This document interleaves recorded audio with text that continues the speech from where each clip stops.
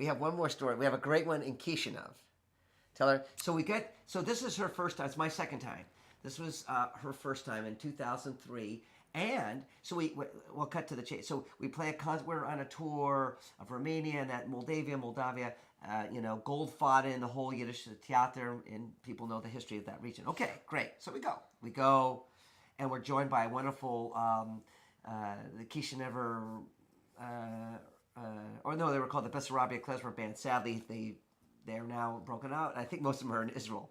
Anyway, we're there. The hall has no heat. Everyone's sitting with their winter coats on and hats. Well, it was the old Jewish theater. It was the old Jewish theater, which was great to be, but they brought us there because they knew it'd be special. But it was about 45 degrees But first, so we start playing, but we're starting to get warm.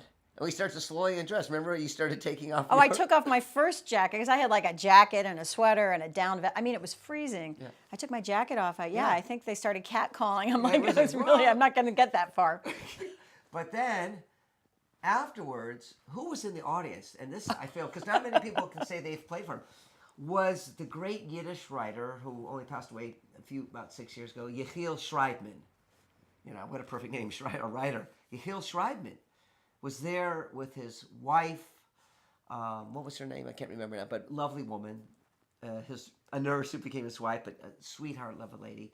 So anyhow, we come out, and Yekhiel's in. Of course, he had just come out with his newest book, and people are, hanging out with him a little bit, talking, and then coming to us. And of course, we wanted to pay our respects to this great Yiddish Schreiber, this great writer. And then what happens? Well, Yale was really talking to him, not I, because my Yiddish was not so conversational back then. I mean, this is 13 years ago.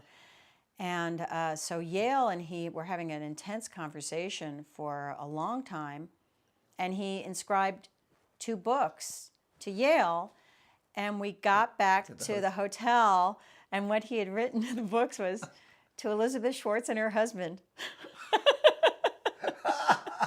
Oh, get that. Yekhiel Shraybman had the eye for the ladies. So that's a good story. But I'm so proud to have met him and been able to touch him, as he obviously has touched me and many others.